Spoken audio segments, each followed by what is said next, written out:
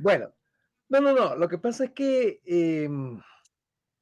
yo tuve que vivir, o sea, mi vida transcurrió en paralelo con el desarrollo de estos conceptos, ¿te das cuenta? Y lo fui aprendiendo a través del camino y tengo una visión distinta de los que no lo tuvieron que ver. No es lo mismo vivir algo que al leerlo y entenderlo. Entonces, yo tengo una perspectiva distinta. Por ejemplo, en este momento la inteligencia artificial nace con Hinton. Oye, no, ahí empieza la primera observación. Este, de hecho, por ejemplo, hablan hay un video en que sale McCulloch, este, McCulloch que es del 43, Hinton es del 72, 69, 79 fue que él fue a hacer después de dar muchas vueltas, Hinton terminó en la Universidad En en Toronto. Escocia. Sí. No, en Toronto ya era después, cuando fue a estudiar. Cuando fue a estudiar, él se graduó, fue en Escocia, en la Universidad de Edimburgo. Y en Edimburgo en esa época, en esa época está Kowalski. Y Kowalski es el que le enseñó a Kolmerauer sobre programación lógica y Kolmerauer le enseñó a Batani y a Russell de Prolog y ahí donde surgió Prolog. O sea que en realidad usted Ok, para eh, los que no saben y no son de la Simón Bolívar, algunos de esos fueron a la Universidad Simón Bolívar y dieron clases y programación lógica a varios nosotros. bueno, Pero, como te he prometido, vamos a tener una sesión de historia de inteligencia artificial. ok, ok. Bueno, no, el punto es que a mí se me hace que se magnifican demasiado las cosas. Eh, yo he vivido, por ejemplo, perceptrons. Allá habla de los perceptrons. La gente no sabe que Minsky fue el que mató el desarrollo de la inteligencia artificial, porque realmente con su libro que hizo con Papert de Perceptrons, se acabó, se fue el primero. O sea, Minsky estuvo en el 56 en la promoción del área, pero después cuando produjo Perceptrons, se apagó el área. ¿Me explico? ¿Por qué? Porque realmente eran demasiadas expectativas. Era un descubrimiento maravilloso que se había hecho y con eso ya se iban a resolver todos los problemas. Entonces, como se iban a resolver todos los problemas, resultó que los problemas son mucho más complejos que lo que la gente piensa. Y entonces no se resolvieron. Entonces hubo una caída. Justamente en el año 69 que se produjo Perceptrons, yo estaba empezando a entrenarme en Georgia Tech en el estudio de procesamiento de información al hombre. Y en Georgia Tech, en todo el tiempo que yo estuve en Georgia Tech, no se estudió inteligencia artificial, porque eso no tenía prestigio. O sea, había caído en desgracia. El concepto era falaz. Eso era falaz. Es decir, ese fue el primer invierno. Entonces, por eso es que yo realmente, cuando yo llegué a la Simón Bolívar, empecé a dar los cursos fue de procesamiento de información en el hombre, no lo llamaba inteligencia artificial, sino procesamiento de información en el hombre. Human Information Processing, que era lo que estaba en boga en aquel momento en el campo de la psicología cognitiva. ¿Ves? Ese era lo que estaba más fuerte, más sólido. La inteligencia artificial era un boom de unos chamos que se habían entusiasmado y vendieron el mundo que después se apagó. Y después vino Feigenbaum y vendió sistema de expertos y hubo otro boom, ¡pam! Y después llegó el grupo de Hinton y vendió. Entonces, para mí, en base a mi vivencia, yo creo que es una serie de espasmos que se da con ilusiones que hacen los chamos pensando que con lo que aprendieron y con el éxito que tienen y con la plata que ganan, ya realmente piensan que ya descubrieron el mundo. Y creo que le falta un poquito de humildad. Yo creo que realmente la adquieren después que se dan golpes, aprenden que realmente, pero realmente cuando se hace la promoción al público, el público cae en cada ola, el público recibe esta onda y entonces se entusiasma demasiado y después viene el fracaso. Y realmente no ven la evolución. La evolución es grande, es importante. Es decir, es una curva que va ascendiendo, pero cuando tú le pones la lupa, esa curva va haciendo sinusoidales, de subida y bajada, de subida y bajada. Entonces, lo importante, el mensaje que quiero yo transmitir es no hay que quedarse, no hay que anclarse en el detalle que de momento cambia. hay una cosa fundamental que sí va avanzando y que realmente sigue avanzando. Eso era lo que yo quisiera resumir de toda esta vivencia, ¿no? Que hay muchos booms, pero esos booms seguirán subiendo y bajando, subiendo y bajando. Pero hay una tendencia que yo creo que es la importante que captemos y asimilemos y grabemos. Eso era el comentario. Muchas gracias, Jorge. Emiro, Bueno, fíjate, lo que pasa en mi caso es distinto. O sea, claro, imagínate la experiencia de Jorge, y Jorge es del área. Yo no soy del área de computación. Yo aprendí a programar porque había que aprender a programar. O sea, por favor, ¿no? O sea, ¿cómo iba yo a hacer mi trabajo si no programaba? ¿De acuerdo? Y me bueno, interesa pero que tú digas que no eras del área, eres bien humilde porque Machine Learning usa estadística, optimización, álgebra Claro, lineal, o claro, sea, y claro. tú eres, tú de todas esas cosas Sí, sabes pero mucho. yo no soy Bueno, del área de de lenguajes inteligencia. de computación ni nada de eso, de verdad. Bueno, Eso pero es. a mí más bien es bien interesante tenerlo a ambos ustedes, porque es como que Ajá. tu área invadió la otra Claro. con éxito. No, no, no ha invadido, la utiliza. Es distinto, es distinto. Mira, fíjate, pero a donde voy es a lo siguiente. Como yo les mencioné no hace mucho, cuando yo estaba estudiando en, en el Imperial College, eh, Brian Ripley nos enseñó redes neurales como parte del curso que él daba de estadística él nos daba time series, ¿ok? Pero no en time series, sino él daba otra cosa que era la parte, el laboratorio de computación, ¿ok? En el laboratorio de computación él nos enseñó un poquito de eso. Y él escribió un libro sobre eso, muy bueno, chiquitico, ahí lo tengo, es un librito verde unos libros que me gustaban mucho, una editorial que se llama Chapman and Hall, que eran monografías de Chapman and Hall Monographs, son muy buenas todas. Perdón, ¿en qué universidad Entonces, fue esto? esto fue en el Imperial College, ¿ok? En el Imperial Pero College, tú no te cuando... graduaste en Southampton. ¿Cómo? ¿Tú estudiaste en Imperial College? Sí, No. Ah, yo sí, pensé que tú eras Southampton. Southampton. No. también. También. Ah, claro, Ok, sí. Yo hice la maestría en el Imperial College ok. y hice el doctorado en Southampton. Ok, Ah, ya está mi comprendido. Ok. pana Sir David Cox, conversábamos sobre lo que yo quería hacer y él me dijo, mira, el mejor sitio para hacerlo no es aquí. Yo te voy a recomendar con un tipo que está en Southampton que se llama Fred Smith, que yo no tenía idea de quién era y él me recomendó con Fred y fui y hice el doctorado con Fred.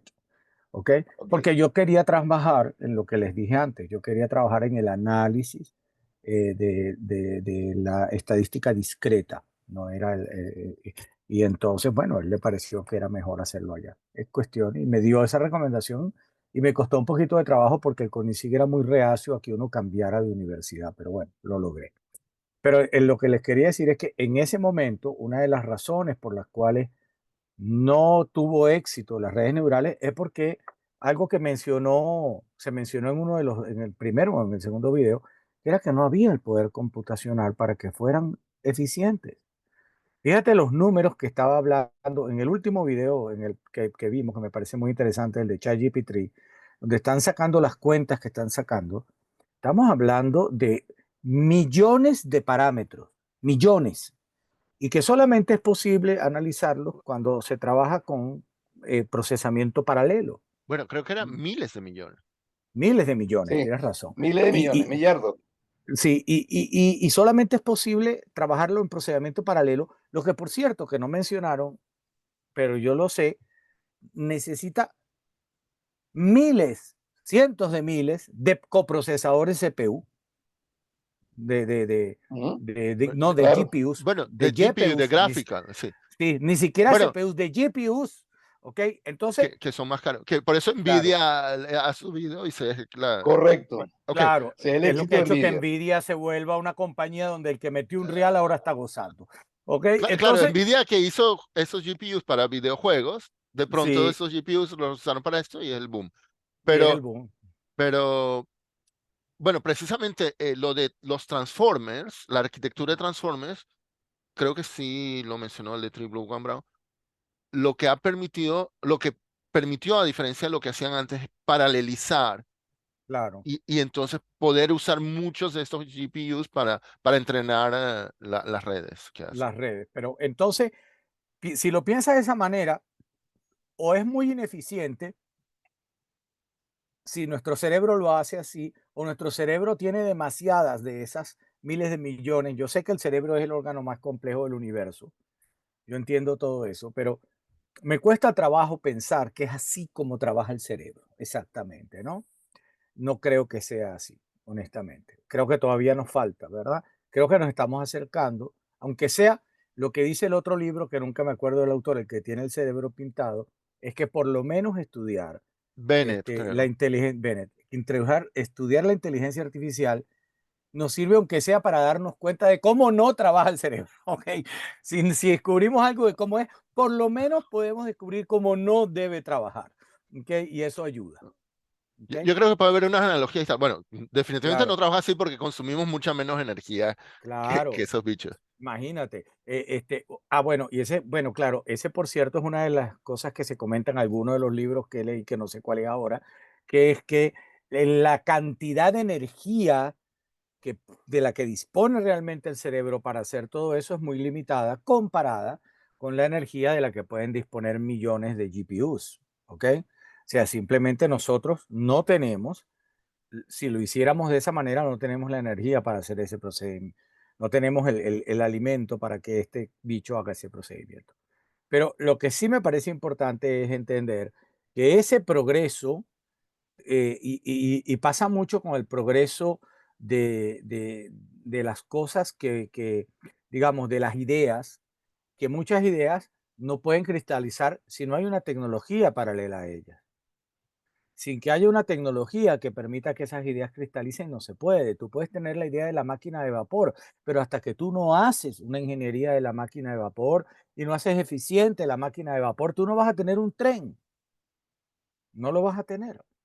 Igual pasa con esta tecnología y yo creo que otra cosa que va a dar un salto que nos va a dejar locos es cuando de verdad introduzcan quantum computing, que eso sí, ahí sí creo que los seres humanos vamos a tener mucho trabajo para competir con las máquinas, pero no porque las máquinas lo hagan mejor que nosotros, sino porque lo hacen más rápido. Ok. Jorge, tiene la mano levantada. Jorge. No, es que una cosa que se me olvidó, bueno, no, está bien, así vamos intercambiando. Este, mm, la terminología es terrible. Las redes neurales no tienen nada que ver con el funcionamiento del cerebro. Para empezar por ahí, ese es el primer problema. Si digamos las redes neuronales, como les dicen aquí, que dicen son redes neuronales, las redes neuronales son las redes neuronas, que es nuestro cerebro, contienen neuronas. Ujú. Pero lo que se modela en computación no son neuronas, son neuroides, y que funcionan como un pedacito, una parte fundamental del cerebro, que es la parte de reconocimiento, es la parte de la corteza cortical, donde es el reconocimiento fundamentalmente de los patrones visuales. Es decir, esa estructura de capas, ese es un gran descubrimiento de la neurofisiología, Mm. de la psico, cogen la neurofisiología sensorial, que realmente descubrió que efectivamente por un proceso de capas y de inhibición colateral, los esquemas de inhibición colateral son los que realmente haciendo la posibilidad de que haya una convergencia en el reconocimiento de patrones.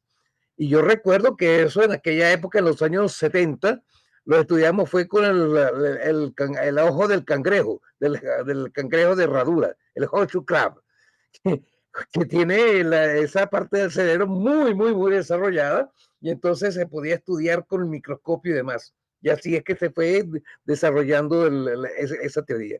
Pero ya de ahí, de que el sistema de reconocimiento de visión y de algunas sensaciones se haga por una estructura de capas y generalizar a que el cerebro funciona así, es No, no es una, es así. una, Claro, es claro. una inducción grosera, grosera, grosera. Y Pero eso yo no realmente, creo, eso es lo que me saca a mí de quicio, cuando realmente se hacen esas proyecciones, porque si bien hay que reconocer el éxito y la maravilla, eso no justifica que realmente se hagan ese tipo de proyecciones sobre un campo que evidentemente lo que refleja es ignorancia del tema. Punto. Pero Jorge, yo creo que nadie en el mundo de la inteligencia artificial en serio diga que así funciona el cerebro, de verdad. O sea, yo creo que hubo una inspiración en la sinapsis, porque es realmente lo que se modeló. Cuando tú haces una red neural, lo que tú realmente modelas es la sinapsis, ¿no? Estás modelando cómo se transmite la información en una neurona, ni siquiera cómo funciona, porque hay muchas cosas que no sabemos de la neurona, entre paréntesis. Lo que parece ser es que sabemos que hay un input y ella genera un output y luego se van generando, pero como tú dices, el proceso de conocimiento es mucho más complejo que eso. Y en este libro de Bennett, una de las cosas que él subraya, que me gusta mucho que tú lo hayas dicho, es que en efecto, esto es muy bueno para el reconocimiento de patrones, pero falta una parte que utiliza el cerebro para aprender, para hablar, y que hace lo maravilloso que parece nuestro cerebro para La nosotros, los creatividad. seres humanos, que es el arte de hacer simulación, de simular el mundo interno y el mundo externo. ¿Ok? Eso es lo que no saben hacer estas redes neurales. Eso lo afirma este tipo Bennett y me parece muy bien. Él dice, ese es un salto que no se ha dado. Él va yendo a todos él lo estudia por medio de las capas de la evolución que han ido resolviendo problemas, desde cosas muy sencillas como la orientación, el cambio de orientación, como el irme a donde me dan comida y no ir y huir de donde me quieren matar, así, y cosas que van haciendo elementalmente los seres vivos y van descubriendo la evolución, va descubriendo procesos y uno de los procesos que descubre es pattern recognition, que es muy importante, pues sin eso no estamos fregados. Si no sabemos distinguir Claro. un león de un conejo, estamos muy mal, muy mal. Sí. Aquí no estaríamos con... Ya. Leonel tiene la mano levantada. Perdón, Leonel.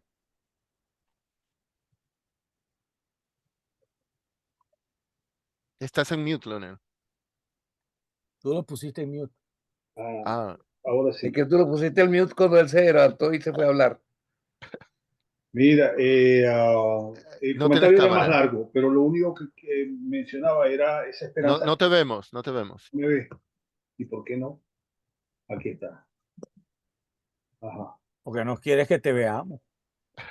Sí. Eso se llama una traición del subconsciente. Mentira, mi subconsciente es mi aliado. A mí no me traiciona nunca. Mira, el comentario es más largo, pero voy a tomar solamente un puntico, que es esa esperanza que mencionó Emiro sobre la computación cuántica. Sí, es verdad que tiene una serie de promesas, pero tiene una caída que a mí me parece fundamentalmente imposible de resolver, que es que para que funcione la computación cuántica necesitas 2 o 3 grados Kelvin de temperatura para que haya la posibilidad de utilizar esa lógica que surge a nivel cuántico. Y en todo caso, esas tendrá que ser una lógica no binaria, tiene que ser de la lógica, esas difusas que tampoco se han desarrollado a la par del desarrollo tecnológico que anda en este momento de moda. Entonces, es el único detalle que yo le sugeriría a los que hablan tanto de computación cuántica, porque cuando ves los números es demasiado precario lo que tienen a mano en comparación con lo que está por delante por hacer. Y la razón es la que mencionó Jorge, que es algo como demasiado mecánico, demasiado rígido, demasiado comparado con la cantidad de elementos, de los patrones que hay que aprender, más allá del hecho de que una neurona no es un dispositivo 0-1.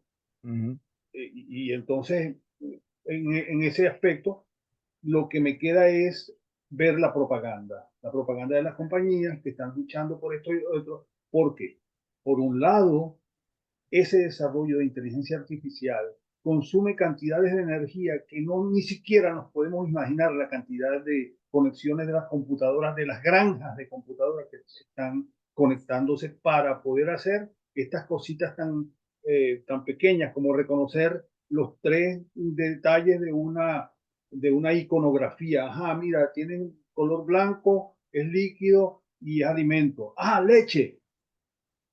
Lo mezclaste con el juego. Sí, sí, No, por pero eso es verdad, a pero eso lo es hizo a la parte. propósito, es un Ok, buen ok. ejemplo. Sí, Es ya, un buen ya. ejemplo, es un buen ejemplo.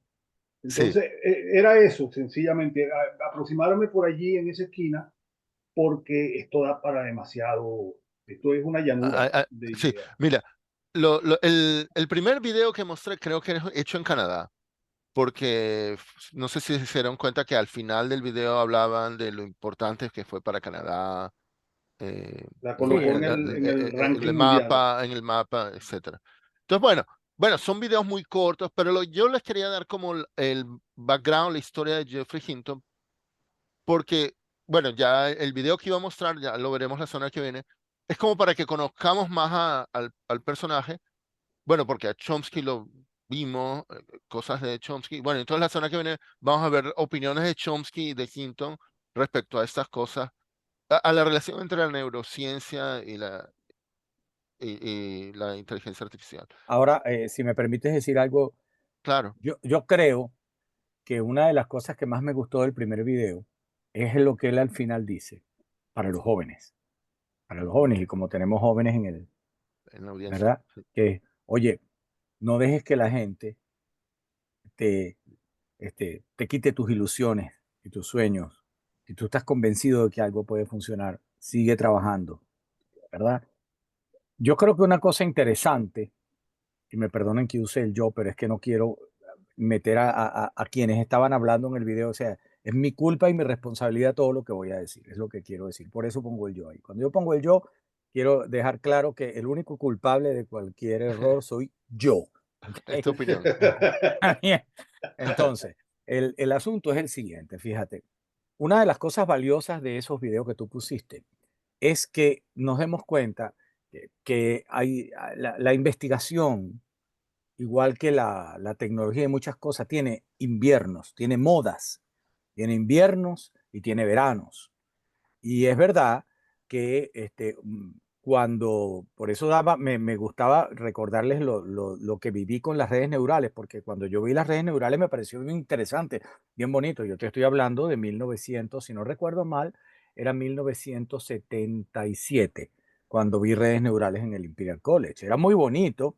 Y bueno, además lo que nos estaba diciendo Brian Ripley es que, bueno, eso no eran más que una cadena de regresiones logísticas unas con otras, que es lo que es verdad, eran ¿Mm? regresiones ¿Mm? logísticas porque el kernel que además se usaba en ese momento nada más era la logística, ahora se usan la Arcoseno y otras, pero era la distribución logística la que se usaba y el Imperial College era un lugar donde siendo Sir David Cox el jefe del departamento, todo lo que tenía que ver con el análisis del dato binario era muy importante porque él fue el que propuso al fin y al cabo los logits en estadística y todo el método de análisis del dato binario moderno sale de las ideas de Sir David Cox. Entonces, claro, era muy importante todas esas ideas, pero era como oye, qué lástima, pero esto no, computacionalmente no vamos a llegar a ningún lado.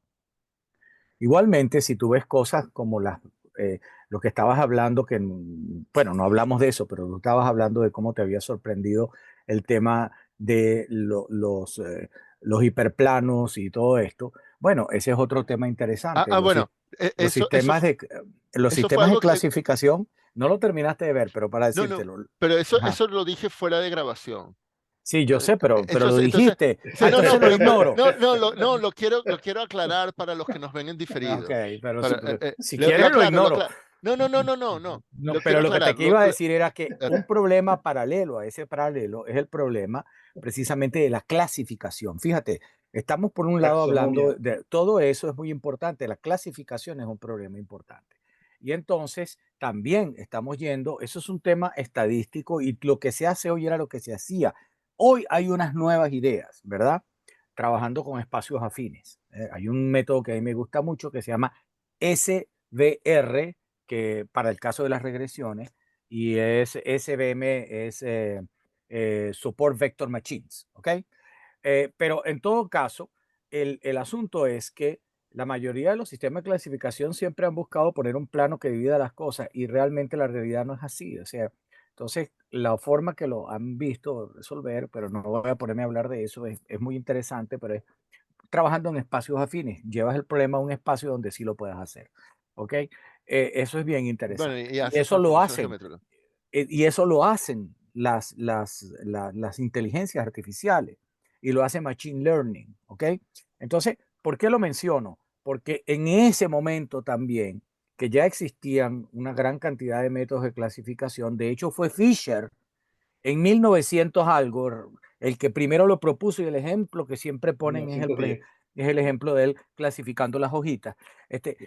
Mira, es viejísimo, pero no había el poder de computación para que eso fuese eficiente. Entonces, yo quiero insistir que a veces el problema no es que las ideas no estén bien, a veces no, el problema no es que las ideas no puedan tener una cierta continuidad, a veces el problema es que no tenemos todavía la tecnología para que esas ideas den fruto. Y yo creo que esto es parte de esa historia, ¿no? En el sentido de que, bueno, la gente que creyó en las redes neurales, independientemente de que sean biológicamente neurales o no, pero la gente que creyó en eso, pues llegó un momento en que era un paria en computación, ese idiota ahí todavía con esa idea estúpida, y míralo dónde está ahora. Entonces, creo que hay muchas lecciones que aprender de todo esto, pero obviamente el mundo no es en blanco y negro. Gracias, Miro. Bueno, un par de comentarios. Yo creo que en mi época en la universidad, en algún librito yo leí sobre lo de McCulloch-Pitts, la red neuronal de un paso, y bueno, yo decía, bueno, pero esto es una función sencillita, o sea, yo no entendía cuál es la gracia. Realmente, o sea, la gracia del asunto, bueno, y el libro de Why Machines Learn lo explica súper bien, eh, es que se pueda aprender de los datos. O sea, que Exacto. como que modifique sus parámetros. O sea, se le muestra un montón de datos y va ajustando los parámetros para, bueno, entonces se le llama aprender, pues para que, bueno, si estamos hablando de clasificar y mover un plano, o digamos, o un hiperplano, de acuerdo a los datos de entrenamiento que se le da, aprende, o sea, se modifican los pesos y que son, bueno, básicamente el vector normal del hiperplano para clasificar los datos bien. O sea, la gran gracia es aprender del error. Exacto.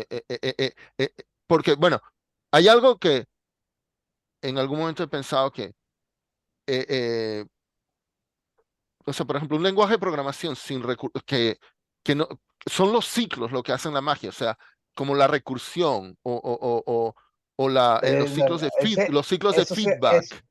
el Ah, ah, feedback. El feedback es la palabra ahí. El viejo feedback. o el ciclo, El viejo pero feedback. también, bueno, y esta analogía la hace Gödel-Escher-Bach, también la autorreproducción.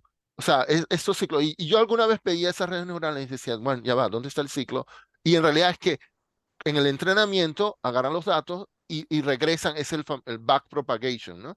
Sí. Que van optimizando para tener los datos. Bueno, en fin. Ok, mira, y ahora una Mira, anécdota. Han hablado, ajá, ajá.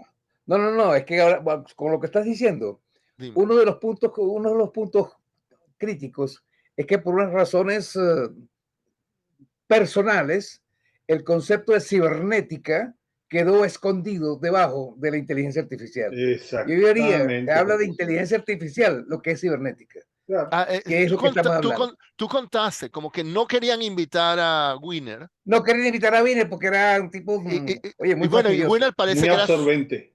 Winner muy era, absorbente era. Winner era como super peso pesado en MIT. Exacto, claro, claro. Sí, en el libro este de Why Machines Learn, que me lo he comprado en físico, en Kindle, en audio, lo he Es muy comprado para la bueno, oficina, lo he es muy puesto bueno. en la mesa el coffee table de la oficina. Bueno, ahí comentan que hay uno que dice, oh, Winner siempre caminaba por MIT fumando con su Ajá, puro, un tabaco, un mirando tabaco. hacia arriba, y que no, y la que la, Bueno, este Una tipo que lo pipa. veía La decía, hija, no quería interrumpirlo porque seguro él estaba sacando unas cuentas y de repente si lo interrumpía iba a hacer retroceder la ciencia 10 años.